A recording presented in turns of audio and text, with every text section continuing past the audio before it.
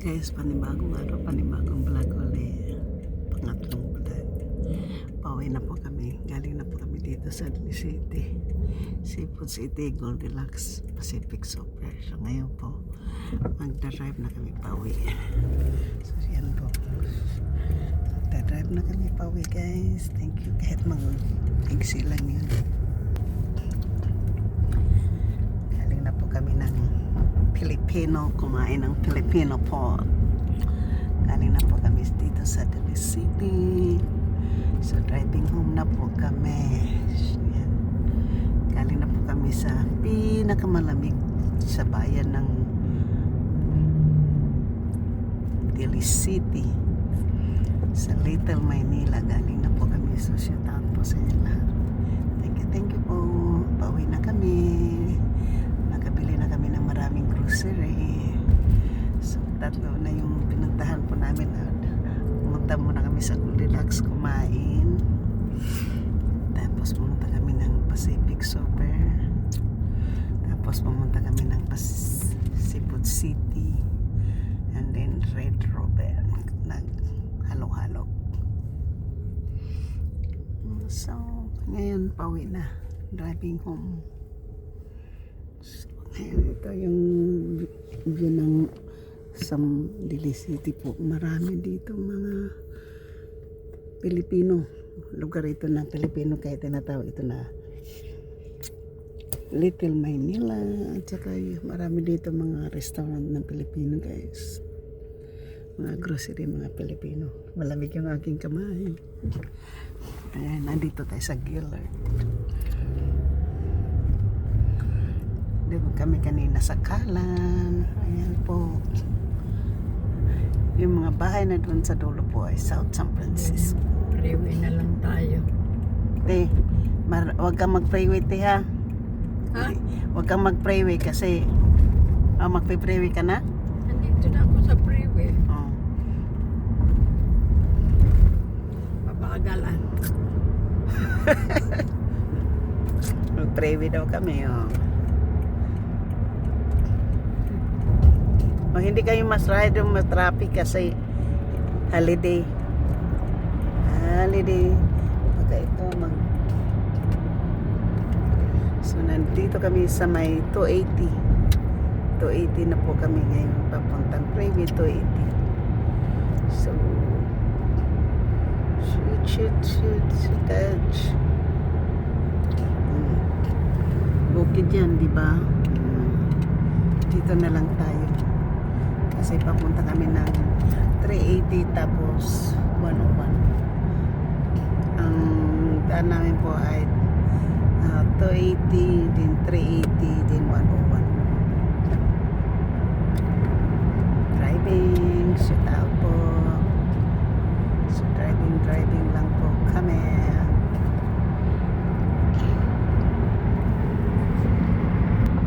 Nandito po kami driving po. Nakagaling na po kami, nakakain na kami ng busog na, wala nang hapunan ngayon kasi busog na. So yan po, shoot out.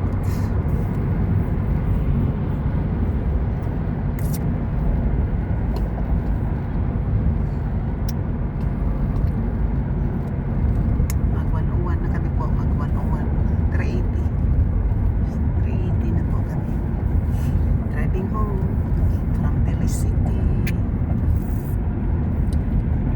Driving home from Daly City guys.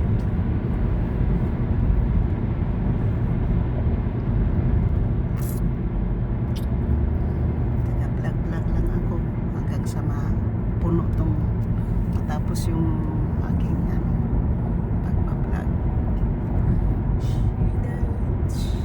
Shout out sa aking mga minamahal na mga subscribers and viewers, sa mga OFWs, kaibigan natin, Mega Love, shout out. Ganda ng view, diba? Pauwi na.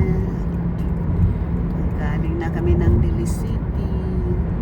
Kumakain na kami doon ng halo-halo. Sa Red Ribbon kami ng halo-halo.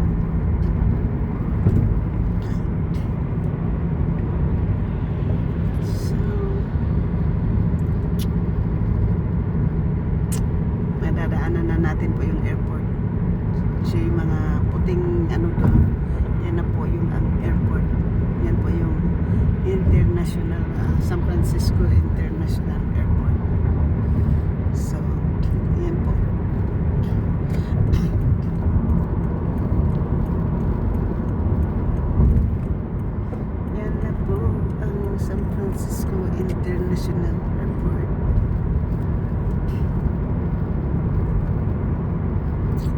Ito na po yung mga residential po yan, mga bahay.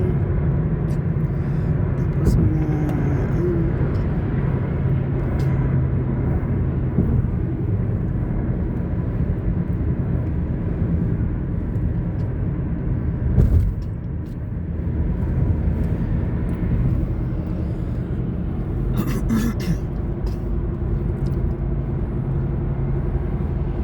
Papuntang airport.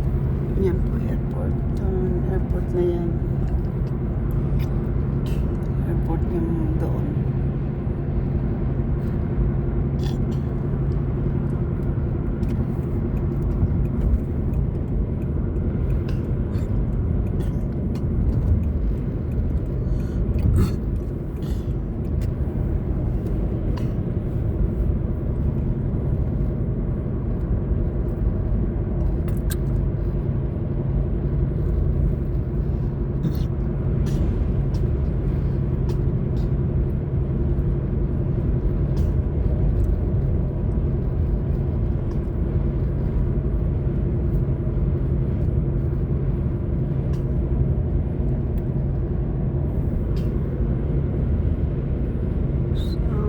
Yan po.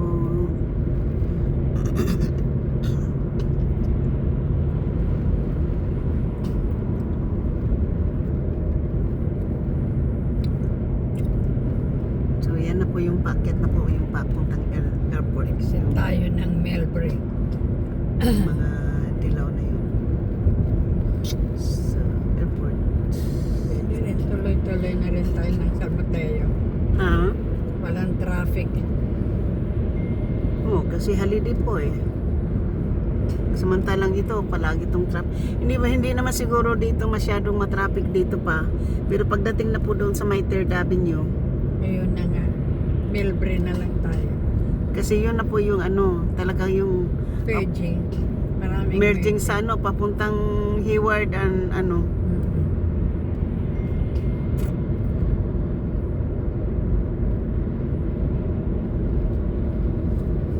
Palikpik ng eroplano po. Kasi airport na po yan dyan. Manalo yung Tesla. Kung malapit tayo banggain kanina ng Tesla. Ano yun? Doon sa yung pa-back up pa yung ano. Lalabas yung Tesla, mayroong Toyotang nakahintay. Ikaw din palabas, tatlong kutsina para magkaharapan eh. Oo nga. Sinasabi doon sa mga driver, sige, banggain mo ako. Oh. Takot yung Tesla, bumack up. Bumalik sa parking. Nag-park siya. Oo. Hindi siya makakalabas. Hinintay niya yung isang kutseng lumabas. O hinintay sana ikaw bago yung Toyota ay lalabas din. Hindi, kaya nga huminto yun dahil ikaw ang binigyan ng Bakit doon gate. malamig dito mainit na? Ha? Bakit doon malamig dito mainit na? Ang sabi nga, kaya daw malamig ang Dili City kasi maraming Pilipino na palaging nagluluto ng kanin. Ganon yun. Ay, yun ang kasabihan ng mga Pilipino eh. Biro mo na, wala silang summer doon, kundi palaging winter. Malamig, oo. At saka umuusok, sabi ni Walter. Umuusok!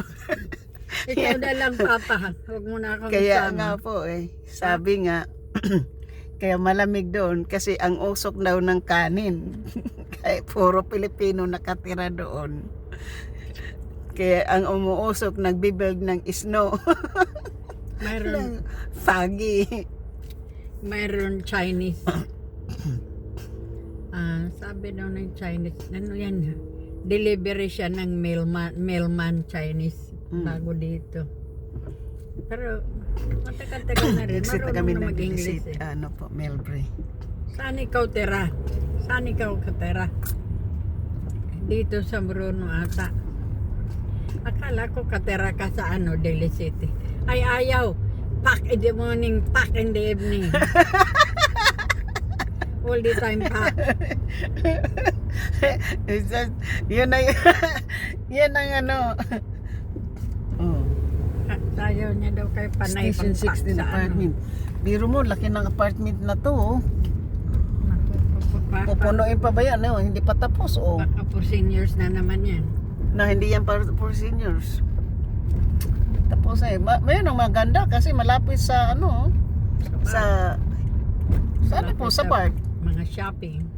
Sa BART din. Mhm. Saka malapit sa airport. Pag sinabi ng ano, ng senior, mura. Mayroon akong kaibigan doon sa may San Bruno, tapat ng Tanfuran. Banda doon sila. Nang una ay 900 two bedroom, kamura man for seniors. Mamaya So pa- yung flower lands na yun, hindi sirado na yan? Sarado na? Kayo po ang tinatanong ko. Hindi pa sarado ata. At ewan ko lang kasi kung bukas pa yan, kahit may ano, mayroon pang payong-payong sa itaas, ano yan, may ano sila dyan, shade, umbrella. Wala ngayon, baka nagsarado na, naglugi. Nakipag-away si Gloria dyan. Dinala Paano yan magiging logi na hindi ka nga makaupo dyan kasi palaging busy? Doon. Maraming mga reception ng ano, kasalan dyan. Oo, ngayon wala na siguro. Parang patay na rin yung mga puno ng kahoy. Oh. Oo, wala na yung ano, umbrella, para may umbrella dyan sa itaas. Dinala kami sa third floor, tapos iniwanan kami sa third floor. Galit si Gloria Banag dahil di tayo kabisik. Dito na po kami sa El Camino. Umiwas sa traffic. Dito na kami sa Melbourne.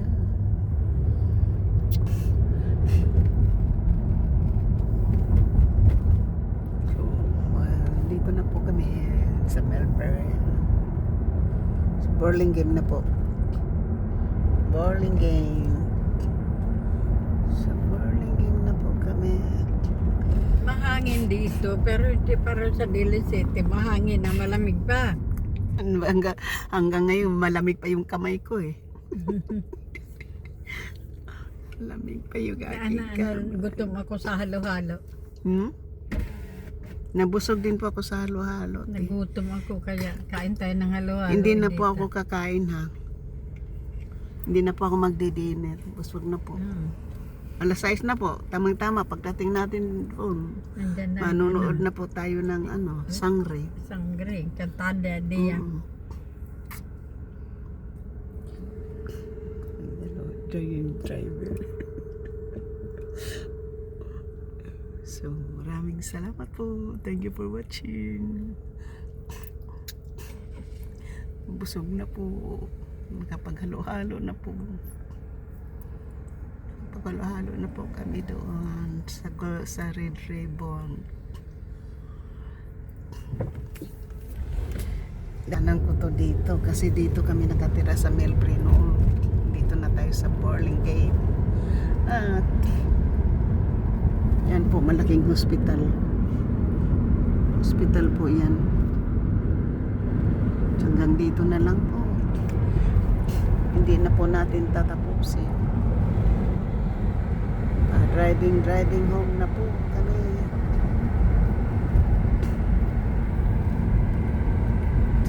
Thank you. Sa El Camino na po kami. El Camino. Nandito kami sa may Burlingame.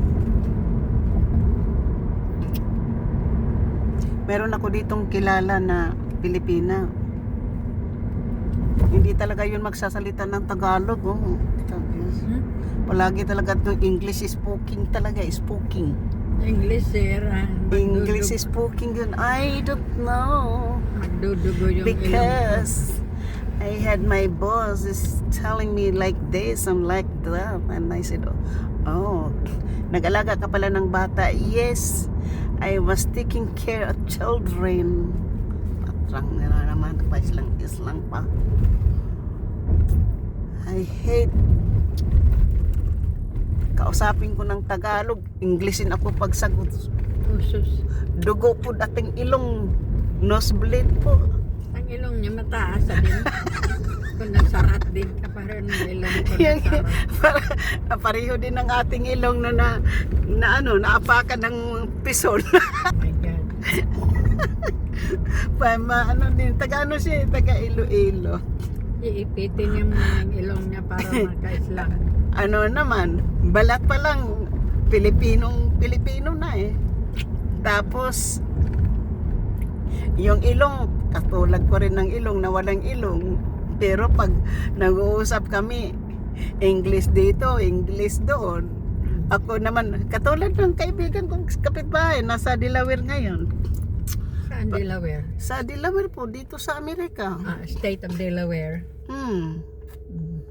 Kumusta? Oh, I'm just fine. Very nice. I'm so busy with my grandchildren. Very nice na lang kamo. Very nice. I'm so busy my grandchildren because my children is working and I'm taking care of my grandchildren and I'm sorry Tita, I'm so busy. Nabit-bit din yung Amerikano. Nabalo naman. Amerikano. So, ako naman sabi ko, sorry hindi rin ako marunong mag-English. I just know my Filipino, Bisaya, Tagalog. Oh, I'm sorry. Oh my God. I cannot speak no more Bisaya and Tagalog. Pagkagat mo sa alimasa, birotan niya eroy. Birotan niya eroy ng alimasag. Birat nga ero itong alimasag. Nga kagat mo na. Tuwing Martes meron kaming senior May ginkagat man ako ng alimasag. St. Dunstan, McDonald. Ang mga katatauan, mga istoryan, Tapos kutsero. yung kapatid naman yung kapatid naman ng kaibigan ko sa Bisaya. Ngay LC. Kumusta na ate mo? Paramedic. Sabi niya, ayaw ko na makipag-usap doon. Sabi ko, bakit? Tuwing nag-uusap kami ng Bisaya, nosebleed ako kasi sasabihin, can you please translate into English because I don't understand anymore what are you talking about? sabi naman ng kapatid, hala ate, bakit hindi ka na marunong magtagalog, magbisaya? Because like I said, I don't speak Bisaya anymore. I cannot speak Bisaya. Okay. Sus, Pagkagat mo sa limasa. sabi naman ng kapatid, sus mana, migat nosebleed. Nosebleed kami kaya ayaw ko na makipag-usap sa ate ko. Sabi ko, paano naman yun? Sabi niya, ayaw. Sabi ko, grabe naman. Mabuti hindi siya, gotta go. Sabi naman ng kapatid, ikaw lagi ate, bakit ang tagal-tagal mo nang nawala dito sa Bisaya? Bakit hindi ka nagsalita ng English? Bakit ang straight ng Bisaya mo? Sabi ko, oo naman, may kahalong English na kamay, pero dili kayo dako. Sabi na lang, gotta go. Birat kaya Roy. Heroin nga limasag, nangangagat. yan na yun ang yan na yun. Tawanan kami ng tawanan kasi mga seniors mga matanda na dito sa States. Padali-dili ka pa magsalita. Kaya magat ito kamay at kamot. So yan lang po, yun na lang, pasaway na lang po kami dito sa pagbablog na yun, kasama ng tawanan. So thank you po so much, I love you guys. So, naluha yung aking mata sa katatawa. So shout out po, maraming salamat po sa inyong lahat. Shout out sa kay Kilay, kay Ron Awi, Mama Sinya, kay Ate Malanglang, maraming salamat po. Thank you, bye bye.